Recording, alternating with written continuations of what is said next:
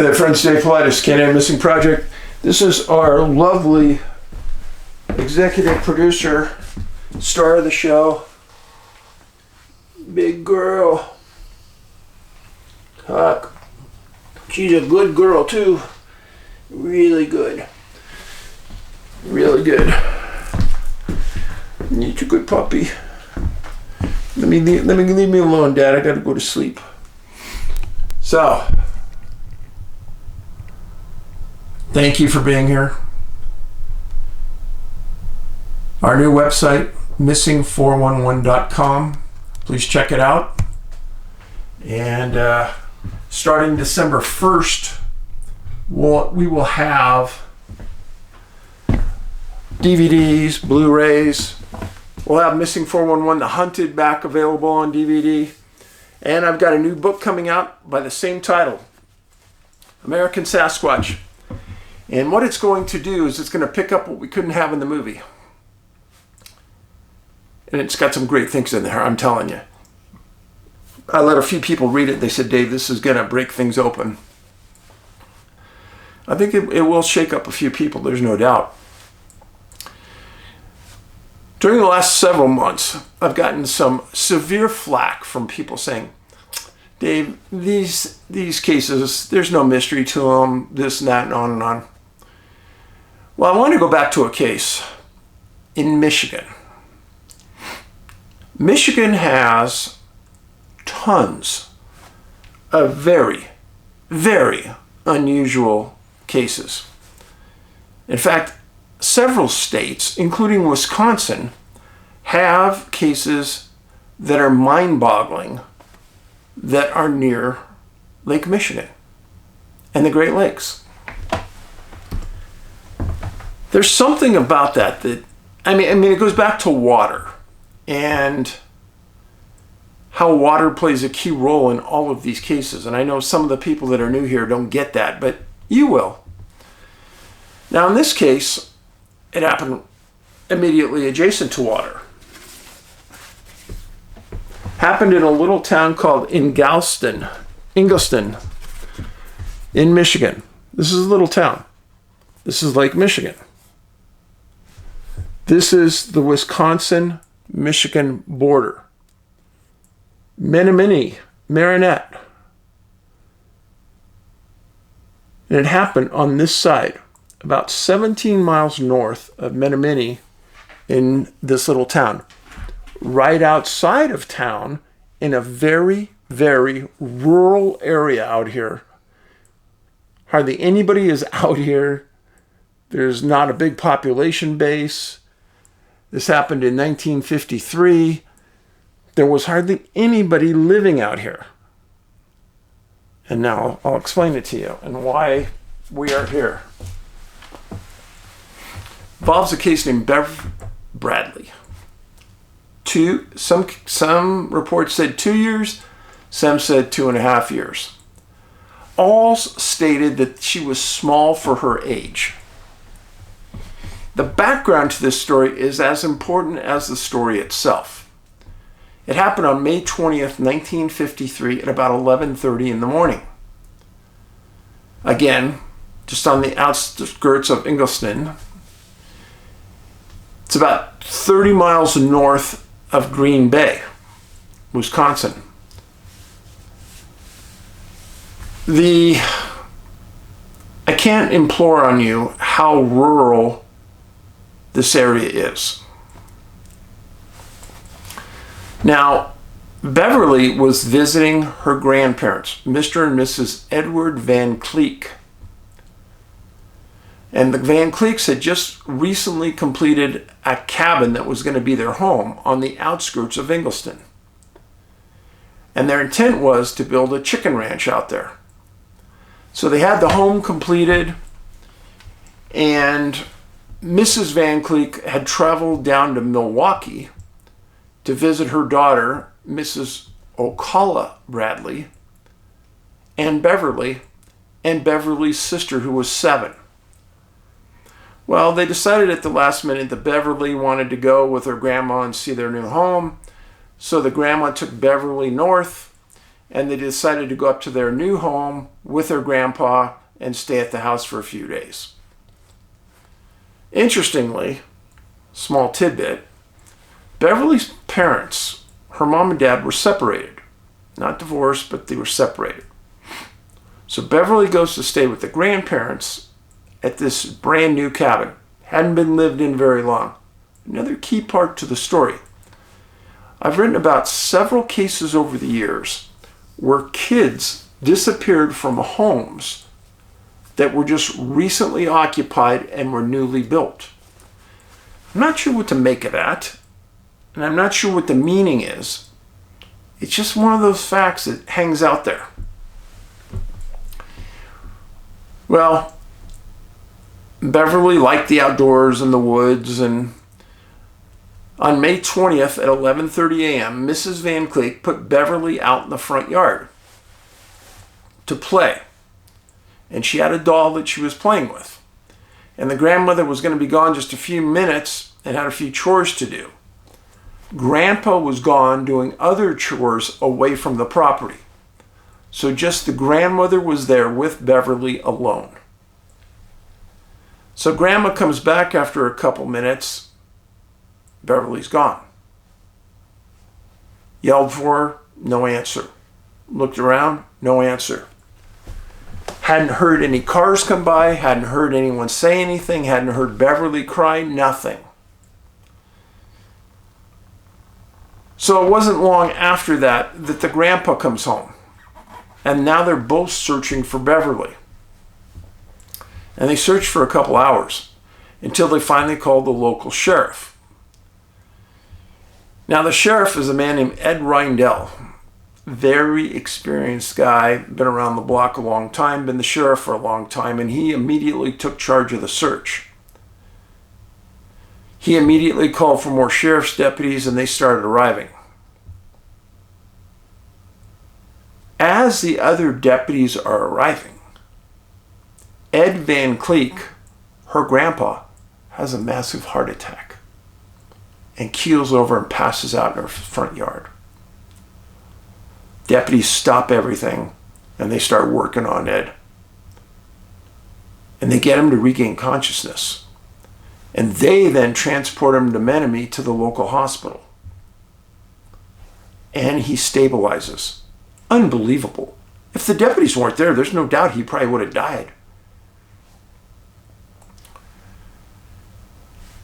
Well, the locals started to hear about this, and they started to pour into the Van Cleek property knowing that a girl's missing. And before long, they had almost 50 people there. And the sheriffs formed them up into groups to search specific areas no more than 2 miles away from the property. Each had their quadrant. Well, they searched all day, calling her name, looking for tracks. If nobody's ever been to Michigan, during May, it rains a lot, it's cloudy a lot, the ground's muddy, damp. It's good to find tracks in. They weren't finding any tracks. They weren't hearing anything. But everyone was concerned about something. And I heard this, and I read this at least 10 times. They were all afraid of bears. Not for themselves, but for Beverly. And they said that that first day, multiple searchers saw bear in that area. The sheriff made a statement at the end of that first day that the bears here don't bother anybody. There were a lot of people that said contrary things to Sheriff Reindell, saying, hey, if you run across a black bear with some cubs, yeah, you're going to have trouble. Now, this is Beverly. Now, again, some statements said she was 2, some said she was 2.5, but all said that she was small for her age. Right?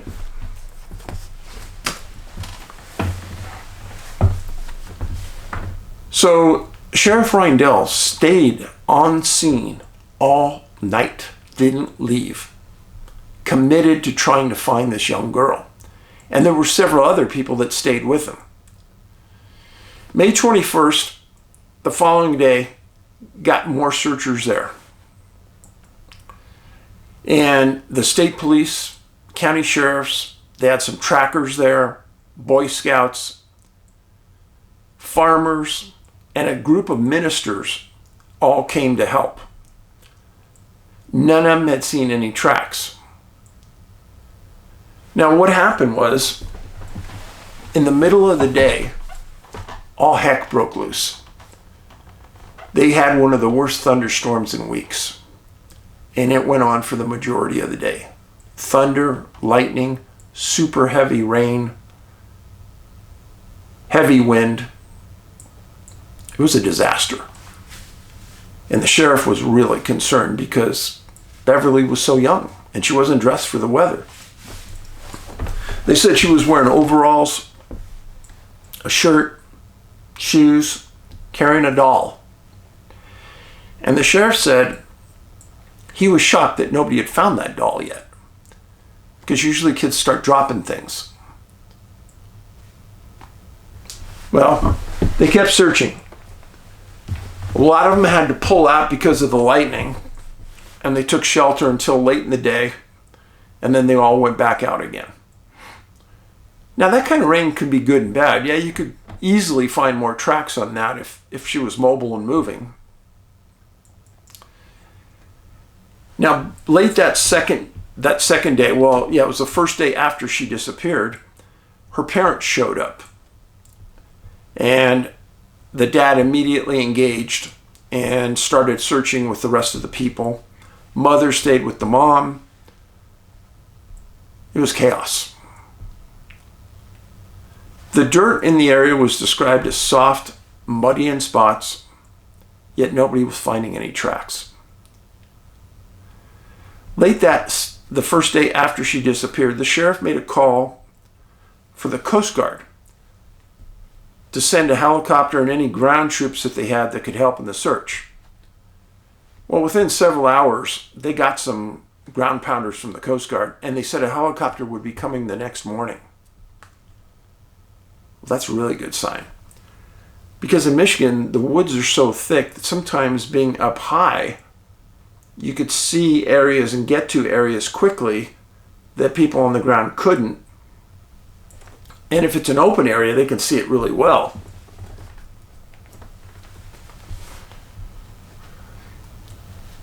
Well, that second day, they have more ministers, more farmers, more sheriffs, more local citizens, and they got 2 detectives from the Michigan State Police that were looking at this from a criminal angle, any possible crime that might have occurred. There were rumors that existed that a dark car had been in this area the day she disappeared, but it could never be substantiated and nothing really ever came of it. But it made the paper and it was talked about heavily. And a lot of people were thinking that, oh, she had to have been abducted. That's what they were saying. So early on May 22nd, the Coast Guard left from Traverse City. And the commander of that was a man named Morosky, who had years of flying this big flying helicopter. Ensign Olson was the co-pilot. AD-3, the mechanic, was a man named Schmidt.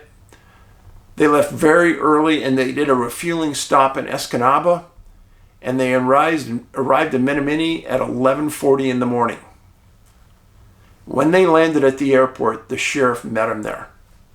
Sheriff laid out maps and explained the area that he wanted to search. He explained the girl, what she was wearing, and said, hey, we really need you guys. And whatever you can do, I'd be appreciative. Please stay as long as you can, blah, blah, blah. Well, the crew took off and they went to the area. Now, let me get back to this map here. So this is the regional airport where the helicopter landed. They came and they flew the coastal route up to Ingleston. And then they flew inland to the area where the sheriff told them to start looking. And they later stated that from the air, they could see the cars parked along the highway of the searchers where they were searching in the Van Cleek residence. So they knew they were on the right spot, and they had a map of that area from the sheriff. So what they did is they flew the entire outer perimeter. This is per Murawski, the commander. He said, we first flew the outer perimeter just to get a feeling of what we had and what we could see. And then we started flying a route up and back, up and back, so they wouldn't miss anything. Rather than just flying helter-skelter, this is the way to do it. And the systematic search, they were on their fourth pass going through the area. And on that fourth pass, they saw a small, looked like a girl, laying on a dry spot in the middle of a marsh next to a tree stump. They said that her knees were pulled up to her chest and she was laying on her stomach, not moving. Well, the Coast Guard crew knew that it had stormed here the day before, which is one reason they didn't get there yesterday. So Murawski is radioing to the ground teams where this spot is at, and they need to get there post haste. Well, Reindel was on the ground with his ground teams trying to get there as fast as they can. And they described the ground getting to this area as very thick, slow moving, a lot of deadfall on the ground. Just a tough area to get to. And they said that they'd be there in several minutes. And the Coast Guard team kept radioing in that they were heading in the right direction. Well, Murawski kind of thought about it and said, I think I could land my chopper and get to the girl faster than these guys can.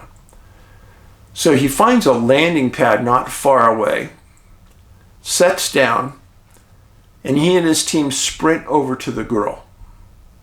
Smart. He later stated that Beverly was conscious, but wouldn't say anything. He said that he held her until Sheriff Reindel arrived just a few minutes later. And it was agreed that they would put the girl on their helicopter and fly her to the Menominee to their local hospital. So everyone takes the girl back to the chopper, they load her on board, and it was an 8-minute flight to the hospital. And the sheriff had already radioed ahead that this was an emergency, get people out in the parking lot, get nurses ready. And they were ready. Helicopter landed, nurses put her on a gurney, she was whisked into the hospital. Now they described her as non-communicative, conscious, moving, but that was it. At that point, she'd been missing for 49 hours. So she gets in the hospital, her parents are notified, and this is one of the first pictures that was taken of her in her hospital bed. I want you to pay close attention to those eyes. See how wide open they are? And one of the things over the years that has always struck me as super unusual is just about every time a child is found under these conditions, they have these wide open eyes. I can't explain it. I've never seen it. For what it's worth. Well, Sheriff Reindel described the spot to the press where Beverly was found. And he made this statement to the Lowell newspaper reporter. He said, "The place in the swamp where Beverly was found is muddy, wet, full of slashings and slabs." Those are his words. "Yet her shoes were dry and there was no mud on them." End of quotes. Another article in the Waterloo Courier stated, Reindl said it was impossible that the child wandered into the dense woods by herself. End of quotes. Other searchers told the press that they had gone past this exact area where she was found just hours before, and she wasn't there. How many times have we heard that? Think about that. Now, this wasn't a spot that was, the helicopter people said it was a dry, clear spot in the middle of the swamp. That's what they said. Now, she was found wearing underpants and a shirt that were all dry. Her overalls were laying 5 feet from her. Reindl also said this at the time, "It looks almost inevitable that someone had been holding her in the woods just a few hours before she was found." Think about that. There's 100 searchers out there. How risky would that have been? Searchers reconfirmed that they had gone directly past that spot within the last 3 hours. Multiple people said that.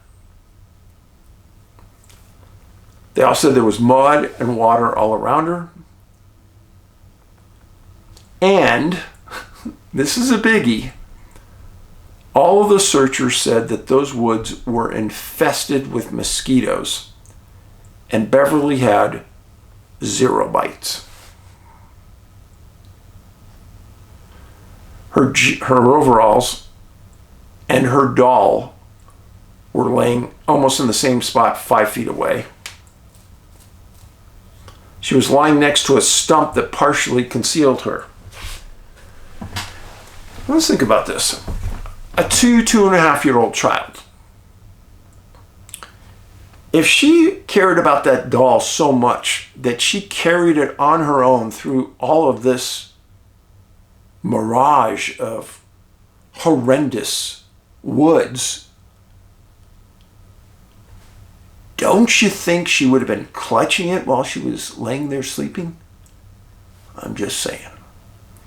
I've had kids. I know they like to sleep with their dolls. That was just my first hunch. I said that I found unusual.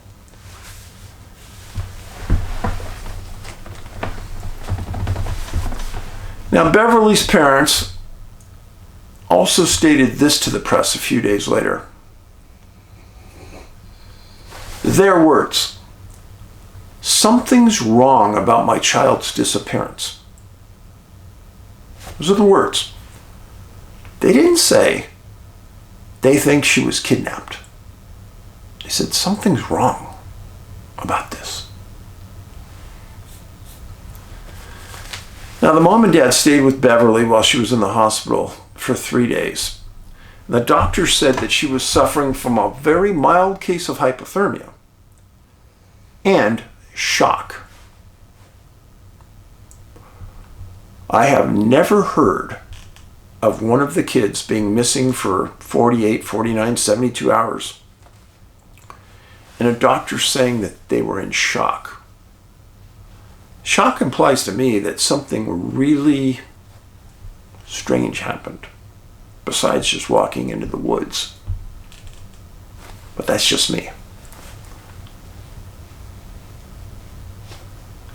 Mrs. Bradley said that Beverly had said some very vague things.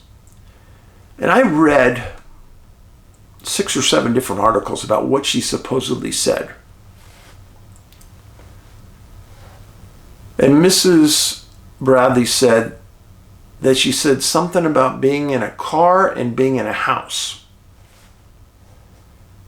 But the words were mumbled, and the sheriff said that he couldn't quite understand what she was saying.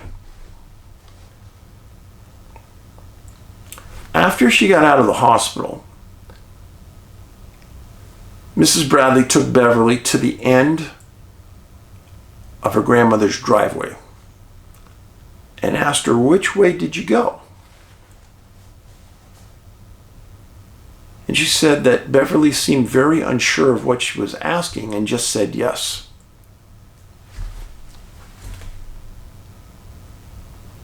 Think about that.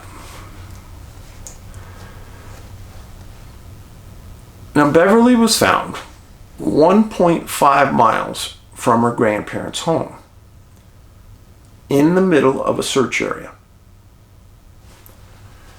I want you to think about this for a second. You're the kidnapper. You've got Beverly. Why would you go right back into the middle of an area where there's 100 people looking and put Beverly right back into the middle of the area where everyone's looking and just looked for her? Doesn't make any sense, does it? No, it doesn't. Be rational. Be a critical thinker. That makes no sense. None at all. The area out there has dozens of dirt roads.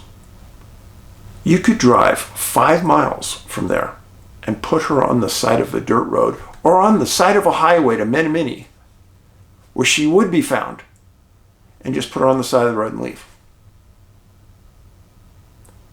The insanity of putting her right back into a place where she'd be found meant only one thing.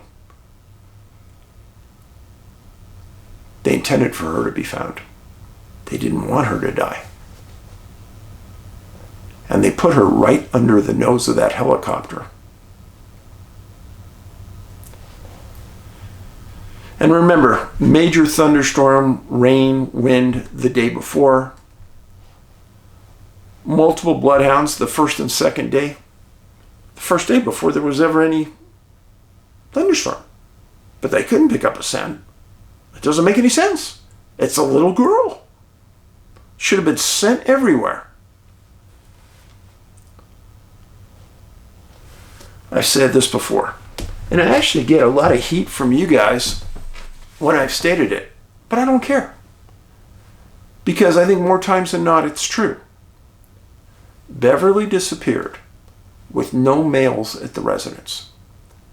And specifically, her dad wasn't there. Just a female. What does that mean? I have no idea. I look for facts. I look for consistent facts case to case. And then another weird one. If you followed me for a long time, we have had 7 or 8 cases out of maybe 2,000 where a young child disappears from a home that they just moved into and was newly built. Did that house disrupt something that was there? And they don't like it? I don't know. I'm just telling you the facts. Now, the sheriff did say one thing a couple weeks after she was found. She was not molested. Thankfully. Thank God.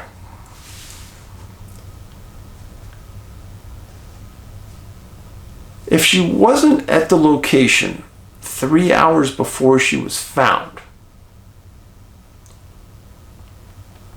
she was placed there just before the helicopter took off. And she was placed there unconscious.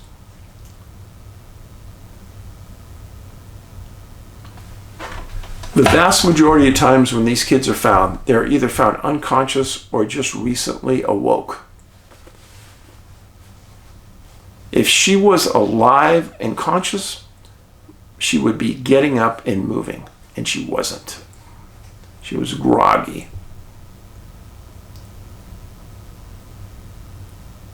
Now, Michigan, the Great Lakes, I've said this to you earlier, has many of the strangest cases imaginable.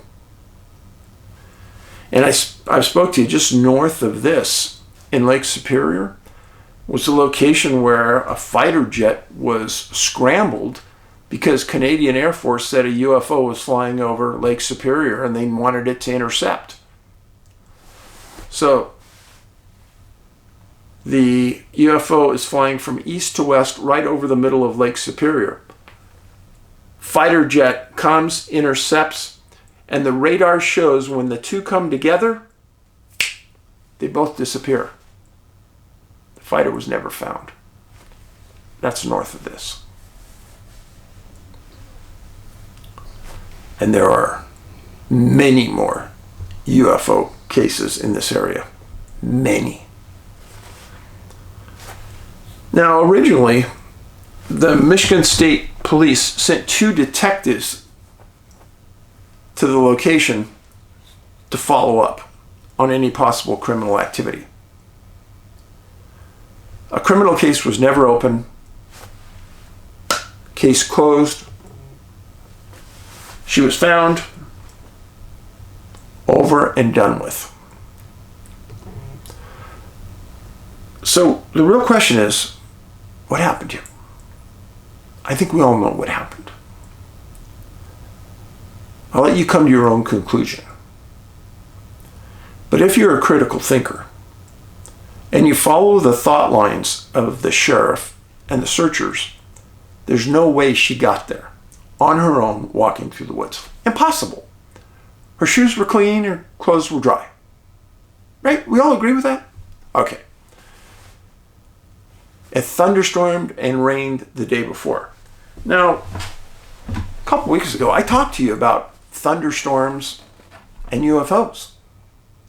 They go hand in hand. So my question is, there's no way she was out in the open when that thunderstorm was blowing wind and rain. She'd be soaked, and she would have advanced stages of hypothermia. And she didn't have that. And her clothes were dry, and her shoes were clean. So where was she? I'm sorry. I'm sure some of you still think that this was just a common kidnapping. And first of all, her grandparents' cabin was in the middle of nowhere. There were no cars heard. Sure, somebody could have parked down the street and grabbed her, but in the middle of nowhere? Really? And then I still think it makes 0 sense to put her back in the middle of the search zone. We've had this happen before, and I've explained this to you before. Some people refuse to believe me, but I don't think criminals are that stupid. Yeah, there's a lot of dumb ones, but they're not that stupid. And then what would have been the intent to kidnap her? She wasn't molested. So friends, I greatly appreciate you being here.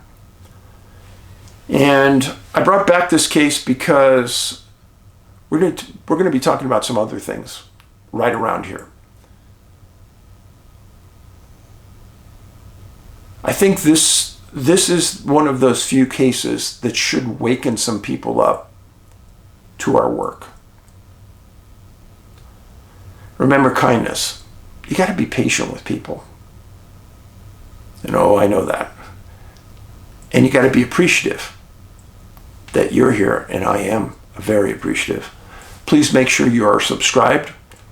If you have a case you want me to look at, send it to me at missing411.com. Please look at our DVDs, books, movie posters at missing411.com. And we've got stickers, posters, all kinds of things. You can watch our movies, Missing 411, Missing 411 The Hunted, Missing 411 The UFO Connection, all on Tubi for free right now. Be safe, be kind. Paulides out.